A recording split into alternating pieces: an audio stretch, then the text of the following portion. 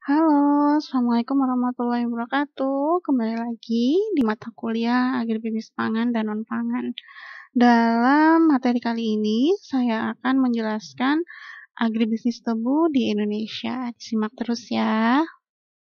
Oke, tanaman tebu ya sudah tidak asing lagi ya di telinga kita. Tanaman tebu ini sangat cocok di Indonesia. Jadi merupakan tanaman tropis yang mana cocok sekali dengan kondisi atau cuaca di Indonesia.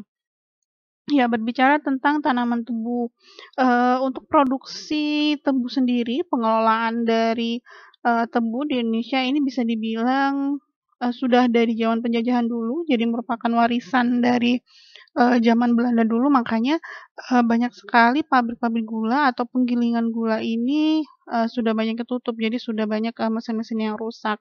Nah, kalau saat ini bagaimana sih agribisnis tebu di Indonesia? Ya, kita melihat dulu kondisi existing-nya saat ini seperti apa. Untuk Indonesia sendiri sebagai penghasil tebu dan juga produksi gula, Indonesia ini menempati urutan ke-9. Jadi ya semakin tahun semakin menurun memang. Jadi sempat pernah Indonesia ini menempati urutan ke-7, kemudian sekarang sudah ya menurun sampai ke-9. Nah, siapa yang pertama, negara mana yang pertama sebagai penghasil tebu, itu adalah Brazil, kemudian Thailand, kemudian ada Pakistan, dan kita juga kalah dengan India. Nah, eee, kalau melihat dari produksi, kita juga melihat dari luas area di Indonesia ini seperti apa. Nah, kalau luas areal untuk produksi tebu sendiri, ini terluas itu ada di Jawa Timur, kemudian Lampung, kemudian untuk kepemilikannya siapa sih yang paling banyak? Nah, paling banyak memang dari perkebunan rakyat, yang mana ini 50% itu dari perkebunan rakyat, kemudian disusul dengan milik BUMN dan juga swasta. Nah, untuk produksi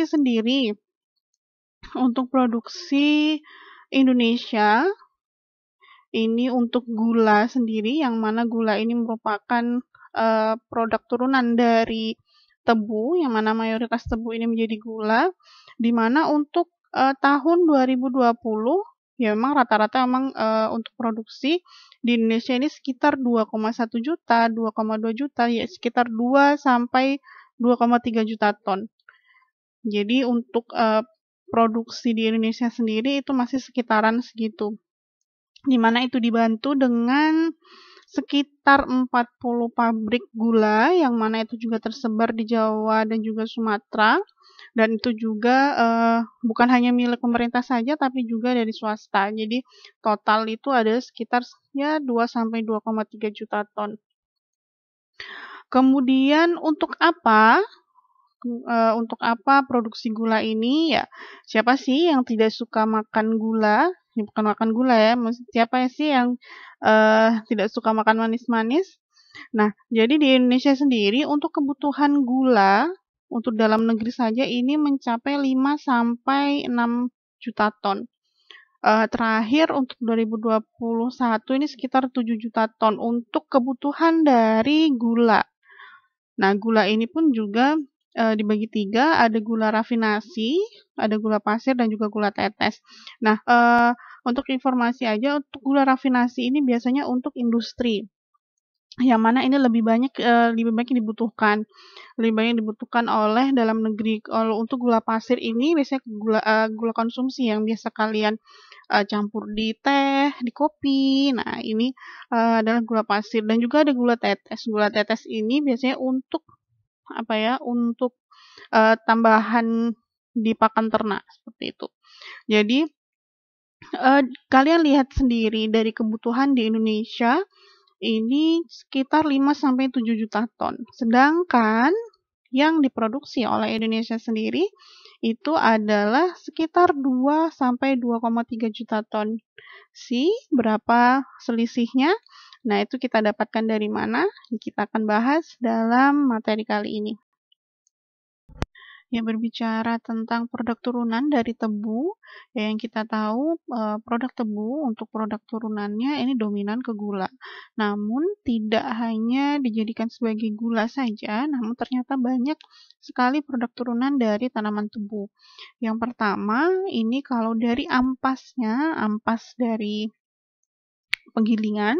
Nah, ini bisa dijadikan sebagai bahan bahan kertas, kemudian sebagai makan ternak juga bisa, kemudian, ya ada beberapa partikel yang ini kalau misalkan dipecah lagi ini bisa, untuk industri logam, kemudian bisa dijadikan papan papan kayu seperti itu, yang mana itu bisa dijadikan, sebagai furniture. Kemudian dari daunnya ini bisa dijadikan makanan ternak. Nah, kalau niranya ini atau ya air perasan dari gilingan dari tebu ini tidak hanya juga sebagai, produk turunannya tidak hanya gula saja, namun ada banyak lagi. Nah, untuk nira sendiri ini juga tidak hanya dijadikan sebagai gula, namun juga ada molase dan juga ada blotong. Nah, molase sendiri ini adalah tetes tebu yang biasanya itu, eee, dijadikan untuk, ternak, kemudian, dari molase sendiri ini bisa dijadikan MSG, jadi kayak ya micin yang sering sering ditambahkan di dalam makanan, yaitu, berasal dari tetes tebu. Kemudian tetes tebu ini juga bisa dijadikan ya, sebagai bahan dari makanan atau minuman juga, kemudian, untuk bahan kimia itu juga bisa. Kemudian untuk, blotongnya sendiri, blotong itu adalah eee, limbah dari hasil gilingan atau perasan dari, tanaman tebu. Ini bisa dijadikan pupuk ataupun juga, sebagai salah satu bahan dari semen dan juga cat. Nah, sekarang kita beranjak ke produk turunan dari tebu, yaitu gula, di mana gula ini merupakan komoditas yang sangat menjadi perhatian untuk, pemerintah Indonesia, di mana, baik itu naik turun harga dari gula ini sangat berpengaruh kepada perekonomian di Indonesia. Nah, sekarang, berbicara tentang gula atau gula pasir, bagaimana sih pola distribusi atau perdagangan dari gula itu sendiri di Indonesia. Nah, eee, karena tadi kita melihat ada namanya, kekurangan pasokan dari dalam negeri, makanya kita, eee, masih mengimpor gula, yaitu gula rafinasi dan juga gula konsumsi dari luar negeri. Nah, kalau kita melihat pola distribusi perdagangan gula pasir di Indonesia, kalian bisa lihat, nah, ada pasokan dari dalam negeri, ada juga dari impor, di mana itu sama-sama, langsung menuju ke distributor, kemudian, ada yang langsung ke agen, ada juga yang langsung ke subdistributor, di mana, untuk polanya sendiri ini adalah khusus untuk di Indonesia, namun juga ada beberapa pola yang, di daerah masing-masing. Untuk di Indonesia sendiri, ini secara umum ya ada distributor, kemudian ada pedagang grosir, setelah pedagang grosir ini ke pedagang eceran, dan juga ada yang ke supermarket ataupun swalayan. Nah, dari dua ini langsung mengarah ke konsumen, di mana konsumennya ini bisa dari industri, kemudian rumah tangga, kemudian ke pemerintahan ataupun ya kegiatan usaha lainnya. Nah, kalau misalkan dilihat dari daerah-daerah, atau kabupaten atau provinsi di Indonesia, untuk pendistribusian dari, komoditas gula pasir ini dari produsen sampai ke konsumen ini bermacam-macam, di mana setiap, provinsi atau daerah ini punya alur yang berbeda-beda, kemudian ada juga yang kompleks atau ya, alurnya sangat panjang, ada juga yang sangat sederhana. Untuk rantai distribusi dari gula pasir ini bisa mencapai 3 sampai 4 rantai, di mana ya tadi ada distributor, kemudian, eee, agen, kemudian sampai ke konsumen. Nah, ada juga yang sangat sederhana. Kalau yang sangat sederhana sekali, ini ada di Provinsi Sumatera Selatan, di mana untuk margin perdagangan dan juga pengangkutannya itu relatif kecil. Kalau misalkan untuk yang pola distribusi yang panjang atau yang sangat kompleks ini ada di Provinsi Maluku, di mana ya kita bisa melihat di mana untuk transportasi, untuk akses ke sana itu juga lebih sulit seperti itu. Kemudian ada juga beberapa daerah yang daerah tersebut merupakan produsen dari gula, ada juga daerah yang dia bergantung dari daerah lain. Jadi seperti Provinsi Sumatera Utara, kemudian Sumatera Selatan, kemudian Lampung, Jawa Timur, Jawa Barat, Jawa Tengah. Nah, ini merupakan beberapa provinsi yang ini merupakan produsen dari tebu ataupun penghasil gula pasir, di mana mereka mendapat pasokan itu dari dalam daerahnya itu sendiri. Namun juga ada beberapa daerah yang ini pasokan gula pasirnya itu dari daerah lain, di mana itu juga akan mengakibatkan margin perdagangan dan juga pengangkutannya itu relatif tinggi. Nah, untuk yang daerah yang mendominasi gula pasirnya itu berasal dari luar provinsi itu seperti Yogyakarta, Nusa Tenggara Barat. Nah, itu juga merupakan daerah yang sebenarnya merupakan produsen, cuman untuk kebutuhan di daerahnya sendiri tidak cukup sehingga harus bisa mendatangkan dari luar provinsi ataupun dari impor.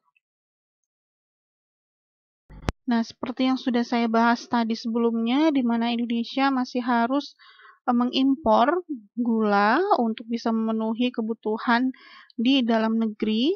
Nah, ternyata Indonesia ini juga berhasil untuk mengekspor produksi gula dalam negeri, di mana produk yang diekspor ini merupakan gula pasir atau gula konsumsi dan juga tetes tebu.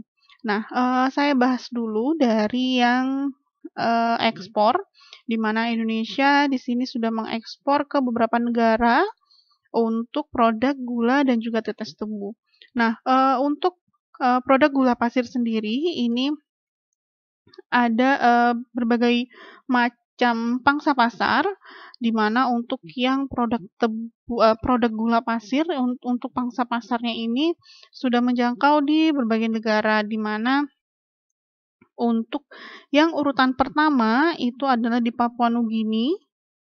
Jadi negara Papua Nugini ini merupakan negara pengimpor gula terbesar dari Indonesia, di mana untuk volume ekspornya ini mencapai 100.000 ton, di mana itu sekitar 30% lah dari total ekspor gula Indonesia. Kemudian dilanjutkan juga dengan Malaysia, ini juga mengimpor gula pasir dari Indonesia. Selain Papua Nugini dan juga Malaysia, di mana Amerika ini juga mengimpor gula dari Indonesia, kemudian Singapura ini juga, dan juga ada Timur Leste. Nah, kalau untuk tetes tebu itu sendiri, kalau tidak salah pada tahun 2009 ini ada sekitar 30 negara yang Indonesia mengekspor ke sekitar 30 negara untuk tetes tebu, di mana untuk yang paling besar volume ekspornya ini yaitu di Filipina, di mana mencapai 390.000 ton untuk ekspor tebunya, itu sekitar 60% dari total ekspor tetes tebu. Kemudian selain Filipina itu juga ada Korea Selatan. Indonesia mengekspor tetes tebu ke Korea Selatan, kemudian ada Jepang, ada Vietnam, dan juga ada Taiwan. Nah, untuk impor sendiri, sekarang kita mengarah ke bahasan impor, di mana impor sendiri pemerintah Indonesia ini terpaksa harus mengimpor gula gula kristal putih atau bisa kita bilang adalah gula rafinasi, di mana ya untuk pemenuhan kebutuhan nasional dan juga stabilitas harga. Karena kalau misalkan ya kita tahu kalau misalkan pasokannya berkurang, ini bisa harganya akan lebih tinggi. Dan konsumen pasti sudah kebingungan bagaimana cara untuk bisa mendapatkan dengan harga yang murah. Nah, di mana gula kristal ataupun gula konsumsi itu harus tersedia di pasar konsumen dalam jumlah yang cukup dan juga harga terjangkau. Karena kita tahu sendiri kemarin gula mencapai harga 20.000, di mana ini ya masyarakat Indonesia sudah teriak-teriak untuk pemerintah untuk bisa menurunkan harga. Kemudian dalam impor sendiri, Indonesia ini juga mengimpor gula rafinasi, di mana gula rafinasi ini dikhususkan untuk industri pangan. Sebenarnya gula rafinasi ini juga bisa digunakan untuk gula konsumsi, tapi biasanya dominan untuk industri. Nah, untuk impor gula sendiri, Indonesia ini mengimpor gula dari berbagai negara juga, jadi tidak dari satu negara. Ada beberapa negara, kalau tidak salah sekitar 20 negara itu yang jadi pemasok gula di Indonesia, di mana yang paling besar itu adalah dari Thailand. Jadi dari Thailand sendiri ini sekitar ya mencapai 80% dari total volume impor Indonesia ini berasal dari Thailand. Kemudian selain Thailand ini ada Australia, kemudian Korea Selatan, ini juga kita mengimpor juga gula rafinasi dari Korea Selatan, namun di sekitar 0,8% dari total volume impor kita. Kemudian dari Malaysia dan juga ada dari India. Kita jadi itu beberapa negara yang menjadi pemasok gula di Indonesia. Berbicara tentang impor, yang ini juga menjadi salah satu permasalahan di Indonesia, yang mana Indonesia masih harus bergantung pada impor gula pasir. Nah, sekarang kita merujuk ke beberapa permasalahan dalam komoditas tebu atau gula pasir, yang mana Indonesia ini seharusnya ini bisa swasembada gula, di mana ya kita tahu sendiri dengan cuaca dan juga kondisi yang sangat sesuai untuk produksi untuk tanaman tebu, dan ternyata Indonesia masih harus bergantung pada impor gula. Nah, ada juga beberapa permasalahan yang mana ini menghambat untuk swasembada gula, yang mana ya seperti usaha taninya yang tidak maksimum, kemudian ya sarana dan juga prasarannya yang sangat kurang, dan juga salah satu permasalahan yang itu juga menjadi perhatian yaitu ya seperti pabrik gula yang kita tahu sendiri ini warisan dari zaman penjajahan dulu, yang mana itu akhirnya ya usia dari pabriknya ini sudah sangat tua, dan juga dari mesin dan juga peralatannya itu sangat tua, dan akhirnya tidak efisien untuk menghasilkan gula. Nah, kita mulai bahas satu persatu untuk permasalahan pada komoditas tebu atau gula. Nah, permasalahan yang pertama yaitu adanya rendemen gula yang dihasilkan di Indonesia ini sangat rendah, yaitu sekitar 7,5%. Jadi rendemen sendiri itu merupakan kadar kandungan gula, yang mana itu biasanya dinyatakan dalam persen. Nah, dari rendemen Indonesia yaitu sekitar 7,5%, berarti dari 100 kg tebu yang digiling ini hanya bisa memperoleh gula itu sebanyak 7,5 kilo. Nah, jadi bisa dibayangkan sendiri semakin besar rendemen dari gula, ini berarti semakin banyak gula yang diperoleh. Jadi misalkan dari 10% saja, 10% misalkan rendemennya itu 10%, berarti kan dari 100 kilo tebu ini bisa menghasilkan 10 kilo gula. Nah, sedangkan Indonesia masih hanya bisa menghasilkan 7,5 kilogram gula dari 100 kilogram tebu. Jadi, ya ini terbilang angka yang cukup rendah jika ini dibandingkan dengan negara-negara produsen tebu. Jadi kalau misalkan kita lihat Thailand saja ini sudah mencapai 10%, kemudian Filipina ini untuk rendemennya sekitar 9%. Nah ini akhirnya ya untuk hasil produksi gulanya ini semakin besar seperti itu. Kemudian defisit produksi sendiri ini bisa kita lihat dari luas areal yang berkurang karena ya petani sudah merasa untuk menanam tebu ini sudah tidak menguntungkan lagi. Akhirnya untuk luas tanam dari tebu sendiri itu berkurang sehingga menyebabkan defisit produksi.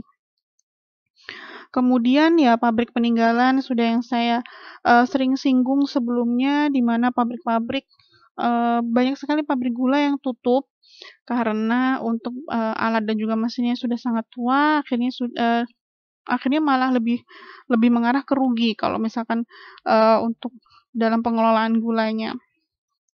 Kemudian banyak sekali petani yang mengusahakan tebu ini tidak sesuai dengan standarnya. Jadi misalkan ya menggunakan bibit yang berkualitas, kemudian pupuknya yang sesuai. Nah, ini sudah banyak petani tebu yang menghiraukan standar-standar yang baku untuk menghasilkan tebu yang berkualitas. Dan juga dari sarana dan juga prasarananya yang ini juga kurang memadai karena banyak petani yang ya tadi yang banyak beralih ke komoditas lain. Kemudian ada juga beberapa permasalahan lain seperti ya kita tahu ada program subsidi pupuk di mana pemerintah Indonesia memberikan subsidi pupuk untuk petani-petani di Indonesia. Namun ada beberapa kesenjangan antara ketersediaan dan juga kebutuhan dari pupuk itu sendiri, yang mana pupuk itu sendiri harus tepat dalam penyalurannya, kemudian jumlahnya itu juga harus sesuai, kemudian mutunya juga itu harus sesuai. Namun ternyata yang didapatkan oleh petani tidak sesuai dengan yang diharapkan seperti itu. Kemudian adanya subsidi pupuk sendiri itu akhirnya berdampak pada ketergantungan dari petani untuk mendapatkan pupuk itu sendiri. Jadi kalau misalkan ada keterlambatan, akhirnya ya semuanya mundur untuk usaha taninya. Kemudian kalau misalkan untuk subsidi pupuk itu sendiri, di mana subsidi pupuk sendiri itu ada dampak positifnya dan juga ada dampak negatifnya juga. Jadi seperti tadi ya ketergantungan, kemudian untuk positifnya ya berarti ada peningkatan produktivitas seperti itu. Nah itu tadi beberapa permasalahan pada komoditas tebu atau gula pasir. Nah, ada permasalahan, ada solusi juga, di mana pemerintah juga tidak tinggal diam dengan beberapa permasalahan ini. Indonesia ini juga sudah mengeluarkan beberapa kebijakan untuk bisa mendukung adanya swasembada gula, di mana ada beberapa kebijakan yang akan kita bahas pada kali ini, yaitu ada kebijakan pada usaha tani, kemudian pada sarana, pada pabrik gula, kemudian ada kebijakan HPP atau harga pemerintah, kemudian ada juga kebijakan impor, di mana kebijakan-kebijakan ini itu untuk mendukung Indonesia untuk bisa swasembada gula. Kita bahas dulu dari kebijakan pada usaha tani tebu. Nah, di mana ada beberapa kebijakan yang dicanangkan oleh pemerintah seperti subsidi pupuk, kemudian penyediaan lahan atau area khusus usaha tani tebu, kemudian ada juga penyediaan bibit yang berkualitas. Ini semua untuk mendukung usaha tani tebu yang bisa meningkatkan produktivitas dari hasil tebu itu sendiri. Nah, kalau misalkan tadi sudah saya bahas juga tentang subsidi pupuk, di mana ya fungsinya itu untuk apa? Untuk diberikan kepada petani untuk bisa meningkatkan hasil atau produktivitas, dan juga yang mana itu mengarah ke kesejahteraan dari petani itu sendiri. Kemudian ada penyediaan lahan. Penyediaan lahan ini ada beberapa daerah yang sudah dicanangkan sebagai daerah strategis, daerah sentra untuk usaha tani tebu, kemudian untuk bibit. Nah, di mana tadi yang sudah saya jelaskan sebelumnya, ada permasalahan pada usaha tani yang tidak menggunakan bibit yang berkualitas. Akhirnya ya pemerintah sendiri menyediakan atau memberikan bibit yang berkualitas untuk bisa mendapatkan hasil yang lebih. Nah, untuk pupuk bersubsidi itu sendiri, ini biasanya untuk pengadaan dan juga pengawasannya ini dilakukan atau diawasi oleh pemerintah. Ya, untuk jenis pupuk sendiri yang disubsidi ini pupuk standar ya, seperti yang kita tahu seperti urea, NPK, ini yang diberikan kepada petani. Kemudian permasalahan selanjutnya di mana yang sudah saya sering singgung, seperti pabrik gula yang sudah banyak tutup, di mana pabrik gula ini sudah beroperasi yang sangat lama, sehingga tidak efisien lagi, justru malah membutuhkan biaya yang besar untuk bisa menghasilkan gula itu sendiri. Akhirnya banyak pabrik gula yang tutup. Nah, melihat permasalahan tersebut, Indonesia sudah mulai membentuk atau mendirikan pabrik-pabrik baru, pabrik gula yang baru, di mana dari informasi terakhir itu sudah ada 9 pabrik gula baru yang akan siap beroperasi. Salah satunya itu ada di Blitar, di mana ada perusahaan Rejoso Manis Indo, yang mana ini digadang-gadang ini siap untuk bisa menghasilkan gula yang berkualitas tinggi dengan hasil atau produksi sekitar 1.600 ton per hari. Jadi pabriknya ini sudah menggunakan teknologi canggih dan juga ramah lingkungan, yang mana tidak ada limbah yang terbuang. Jadi semuanya ini bisa dimanfaatkan. Kemudian selanjutnya ada kebijakan HPP atau harga pembelian pemerintah, di mana ini fungsinya untuk apa? Untuk menjaga stabilitas harga gula di tingkat petani. Jadi ya ada dari panjangnya rantai pasok, dari panjangnya alur pendistribusian, ini akhirnya mengakibatkan harga di tingkat petani itu sangat rendah. Jadi ada gap yang sangat besar dari harga di petani dan juga harga di konsumen. Jadi makanya pemerintah di sini melalui Kementerian Perdagangan di sini mengeluarkan penetapan adanya harga tetap. Jadi harga pembelian dari pemerintah, sehingga harga di tingkat petani itu tidak jatuh. Kemudian selanjutnya ada kebijakan impor. Ya, meskipun kita memang membutuhkan impor atau pasokan impor dari luar negeri untuk memenuhi kebutuhan dalam negeri ini, tapi kita juga ada beberapa kebijakan atau aturan yang mana pasokan impor ini tidak boleh berlebih, jadi harus sesuai dengan kebutuhan. Kalau misalkan ini keran impor ini dibuka terus-menerus, maka petani di sini akan merugi, seperti itu. Nah, kemudian dari kebijakan impor itu sendiri, ada beberapa kebijakan yang dikeluarkan oleh pemerintah. Ada kebijakan tarif, ada juga yang kebijakan non-tarif. Untuk yang kebijakan impor sendiri, ini juga ada beberapa teknis yang harus diikuti oleh pengimpor.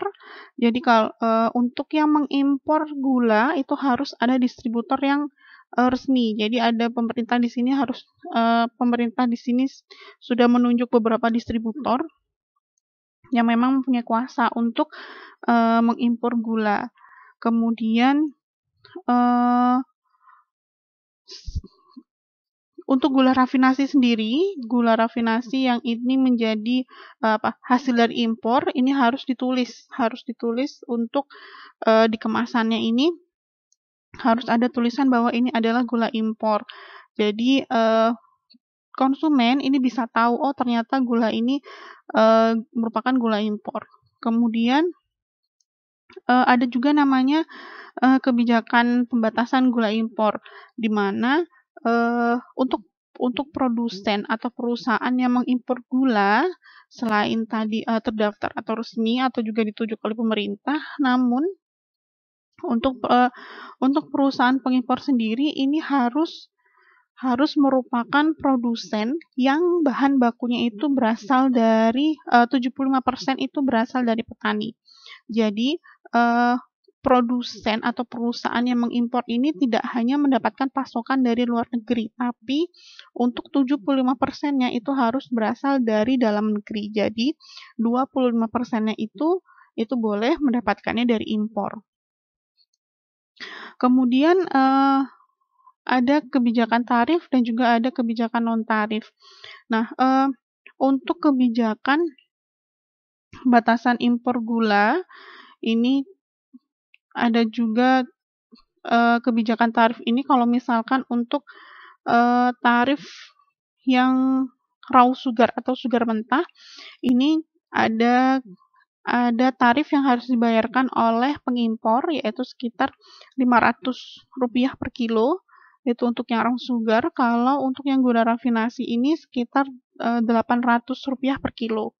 Jadi ada tarif yang harus dibayarkan oleh pengimpor untuk mendatangkan gula dari luar negeri. Itu fungsinya untuk apa? Ada kebijakan tarif tersebut itu ya fungsinya untuk melindungi harga gula di pasar domestik. Jadi itu adalah beberapa kebijakan yang terdapat pada komoditas tebu atau gula, di mana kebijakan tersebut mendukung dari program-program yang mana itu mendukung untuk swasembada gula. Nah, ini adalah skenario dari pemerintah Indonesia untuk bisa mencapai swasembada gula.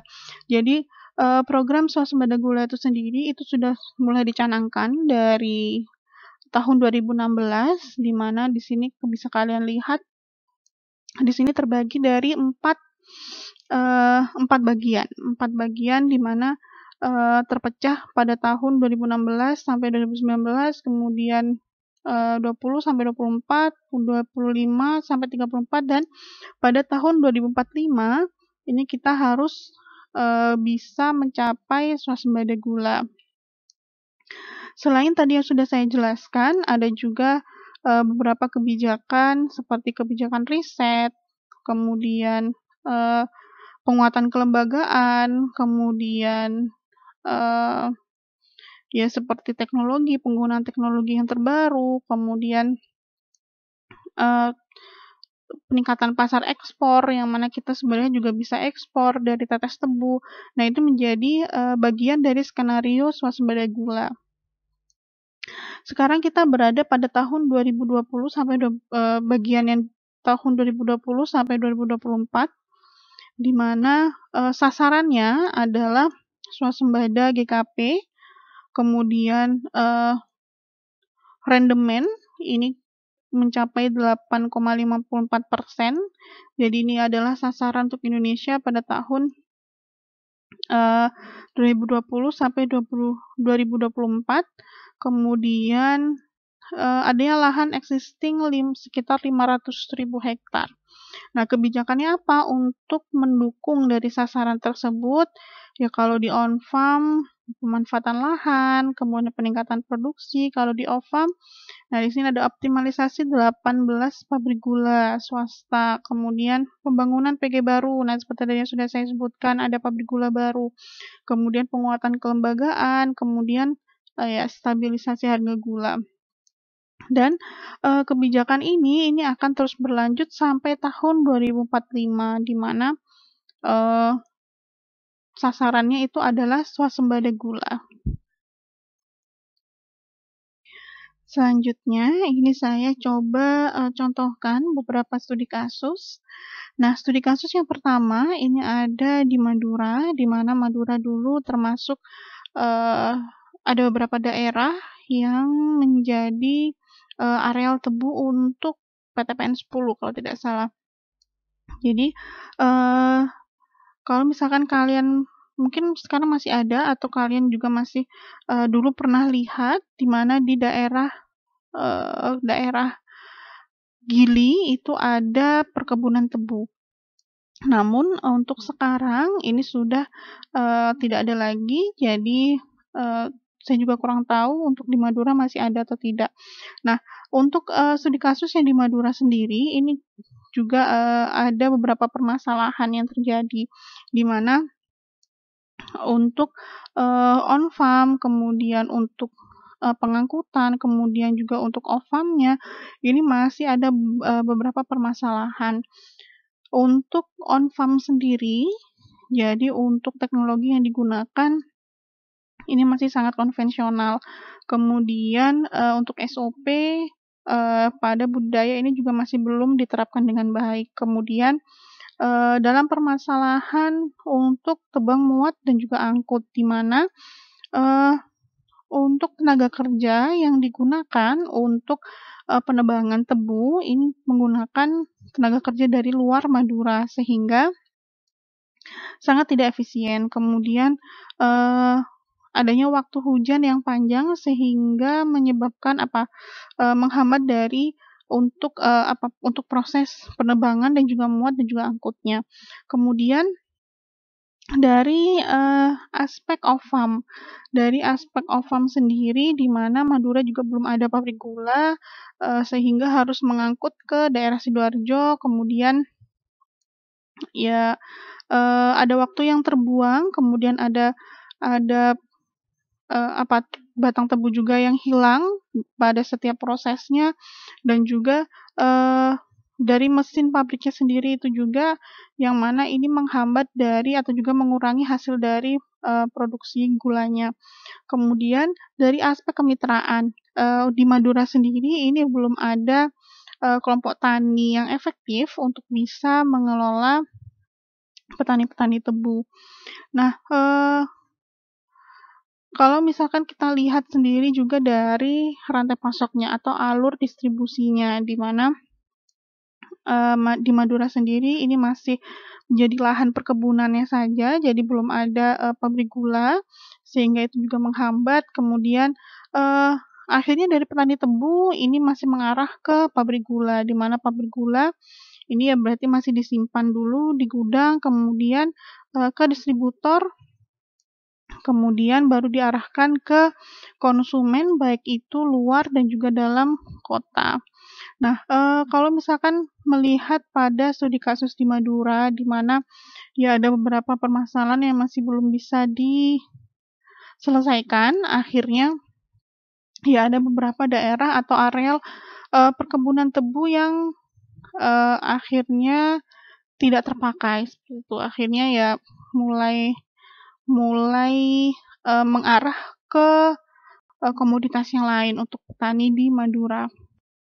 Nah, selanjutnya adalah studi kasus yang kedua, yaitu di daerah Lampung, lebih tepatnya di Kabupaten Waikanan, Lampung, di mana di sini fokusnya yaitu pada kelembagaan pengelolaan tebu rakyat. Nah, pada daerah ini untuk tebu rakyat sendiri ini dijadikan dua jenis, yaitu ada tebu rakyat bebas dan juga ada tebu rakyat kredit, di mana di sini berdasarkan permodalannya. Nah, kalau untuk yang tebu rakyat bebas ini untuk permodalannya ini bersifat mandiri. Kalau untuk yang tebu rakyat kredit ini berarti permodalannya itu dari bank.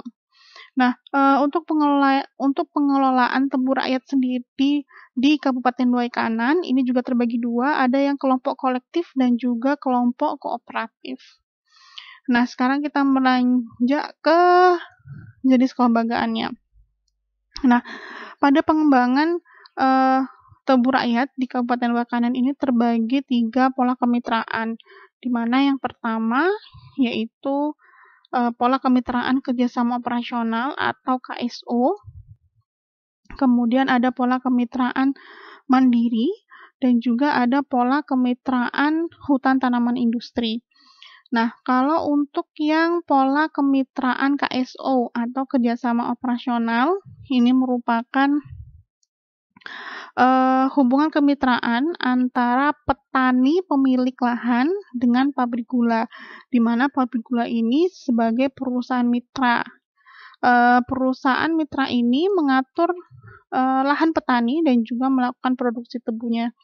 Nah, dari sisi petani sendiri akan mendapatkan ya bagi hasil bersih berupa uang, di mana dari proses lelang, di mana ya sekarang di sini untuk perusahaan harus ada proses lelang untuk bisa mendapatkan gula, untuk bisa mendapatkan tebu dari petani. Nah, kemudian pendapatan petani itu sendiri itu juga bergantung kepada rendemen dari tebu yang dihasilkan oleh petani. Nah, untuk perusahaan mitra sendiri sebagai pabrik gula di sini juga bertanggung jawab atas semua biaya produksi, distribusi, dan juga pemasaran gula. Jadi petani di sini sangat diuntungkan sehingga petani tidak perlu melakukan koordinasi apapun kepada pabrik gula kecuali ketika pengambilan bagi hasilnya. Kemudian pola kemitraan mandiri. Pola kemitraan mandiri ini adanya pengaruh kelompok tani. Jadi tidak hanya petani saja, tapi juga ada kelompok tani dan juga perusahaan mitra. Jadi kelompok tani di sini harus dibentuk oleh ketua kelompok, kemudian ketua kelompok akan melakukan sosialisasi kepada petani anggota, di mana untuk kelompok tani di sini harus minimal mengelola sekitar 50 hektar lahan tebu. Jadi minimal mempunyai atau mengelola 50 hektar untuk bisa menjadi kelompok mitra dari pabrik tebu tersebut. Kemudian petani pemilik lahan itu tidak terlibat dalam produksi tebu. Jadi jika ingin petani itu terlibat sebagai buruh harian, di mana posisi sebagai tenaga kerja buruh harian ini terbuka secara umum. Jadi juga sudah ada upah minimum yang akan diberikan kepada petani harian. Jadinya pabrik gula ini bekerja sama dengan kelompok tani, jadi bukan dengan petaninya. Nah, dari kelompok tani itu sendiri, kelompok tani di sini akan mendapatkan pinjaman kredit dari pabrik gula, yang mana itu juga disesuaikan dengan luasan yang dikelola. Kemudian untuk pengembaliannya ini akan dibayarkan ketika panen berakhir. Jadi petani pemilik lahan di sini akan mendapatkan bagi hasil yang mana ditentukan oleh ya ketua kelompoknya dengan besaran yang sama sesuai dengan kontrak di awal atau luas lahannya. Kalau untuk selanjutnya ada HTI, yaitu pola kemitraan hutan tanaman industri, di mana di sini untuk hubungan kemitraannya itu antara petani, kelompok tani, dan perusahaan mitra, yaitu kalau di studi kasus ini ada PT Inhutani 5 dan juga pabrik gula. Jadi stakeholder yang menaungi atau yang bekerja sama ini lebih banyak. Ada petani, ada kelompok tani, ada perusahaan mitra, dan juga ada pabrik gula. Nah, petani dan kelompok tani ini harus berada di kawasan hutan tanaman industri. Kemudian mereka juga sudah lama bermukim di sana. Kemudian dari PT Inhutani 5 ini menawarkan mitra, kemudian menawarkan kerjasama untuk petani tersebut menanam tebu, kemudian nanti hasilnya akan diarahkan ke pabrik gula. Nah, untuk untuk pola kemitraan ini juga ada minimal luas areal yang harus dikelola oleh petani, yaitu sekitar 50 hektar. Kemudian nanti dari PT Inhutani 5 ini akan mengarahkan hasil dari petani yang menjadi mitra itu ke pabrik gula. Nah, adanya kemitraan usaha ini juga untuk bisa lebih meningkatkan pendapatan, kemudian keseimbangan usaha, dan juga diharapkan untuk bisa meningkatkan kualitas sumber daya, baik itu petani, kemudian kelompok, kemudian kelompok mitra, dan juga perusahaan yang menaungi. Nah, untuk pelaku kemitraan usaha pertanian itu sendiri, yaitu di sini ada petani, ada kelompok tani, koperasi, bank. Nah, kemudian ada masih banyak lagi kalau kita berbicara tentang kelembagaan dari pertanian. Nah, ini bisa kalian lihat, ini adalah pola kemitraan tebu di wilayah perdesaan dan juga kawasan hutan. Jadi ini ada Mandiri, ada KSO, ada HTI, kemudian dari KSO sendiri ini dari PG ke petani, langsung ke petani, kemudian kalau HTI ini ada PG, kemudian ada kelompok tani di mana terdiri dari beberapa petani, dan juga ini ada pengawasan dari PT Inhutani. Kemudian kalau Mandiri berarti dari PG langsung ke kelompok tani yang mana itu terdiri dari beberapa petani. Nah, itu tadi penjelasan saya tentang agribisnis tebu di Indonesia. Semoga bermanfaat untuk kalian dan juga saya. Terima kasih semuanya. Wassalamualaikum warahmatullahi wabarakatuh.